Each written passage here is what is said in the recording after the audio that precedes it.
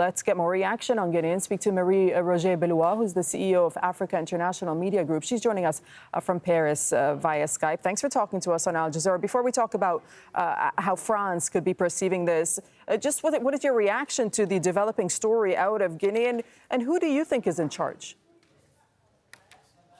Well, as you say, it's a developing story, but clearly the security forces, they are divided, as this has been pointed out, but they are the one leading the game right now. And some people are wondering if there are some opposition leader in the background. It's too early to say that. And what happens most of the time, we saw that in Côte d'Ivoire in 1999.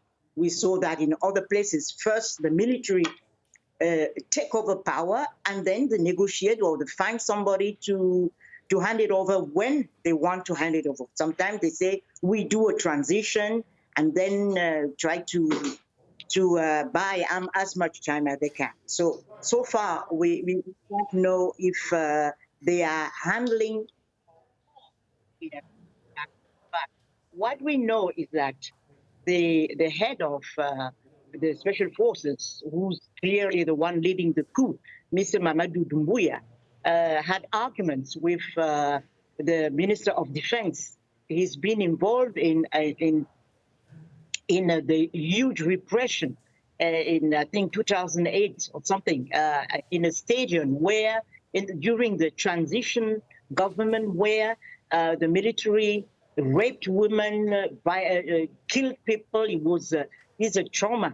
It's a traumatic experience for people in Guinea, and many have been seeking justice, and because of some ethnic considerations, the government was not very eager to tackle the issue. So Mr. Doumbouya was one of the guys who was called by people to respond to justice, because he's been involved in that, and they are surely a part of personal grievances in his right. So as today. you're saying, I mean, there have been divisions and tensions within the armed forces, and in fact, this has been an ongoing challenge for the president to deal with himself. But how worrying is that right now in the present situation, that there are cracks between the military and special forces in the country? Okay, there's something, as we speak, there are still gunshots being heard. Why? One of the reasons is, although the president is being detained by the special forces, his special, the presidential guard, which has been designed only for his personal protection, knows that if the coup succeeds, it's done with them. So they are fighting back. They are trying to oppose the coup. And the fact that the army is divided, that the security forces are divided, will come into play after this episode is over. Either there is enough momentum behind the coup, and there is a lot of support for the coup, and they will sort of align themselves to the new rulers, or they will try to create a new camp and fight on. That's something we'd have to see. Okay, and what about the reaction from France?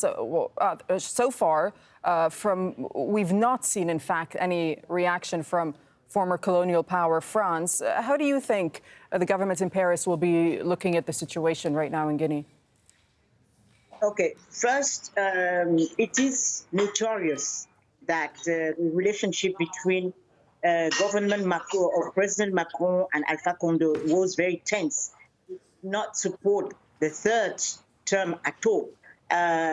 Even for Côte d'Ivoire, France said, well, we are not supporting any president to have a third term. But in Côte d'Ivoire, things have been smoothed out, because the political life is back, very vibrant. You have opposition leader Laurent Gbagbo will come back, and he's creating a new party,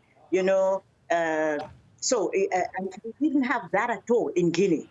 Since that election, very controversial, you have only stories of tensions, people being detained, and opposition leaders being prevented from traveling, things like that. And it's not a very sound situation.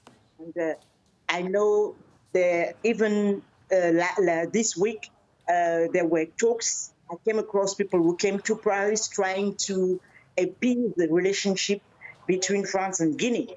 So they are in France, the government is very cautious. They just want to see what happens. Right. But you can be sure they won't signal any backing of Alpha Condé. Okay, thank you so much, Marie-Roger Bilois, for speaking to us from Paris.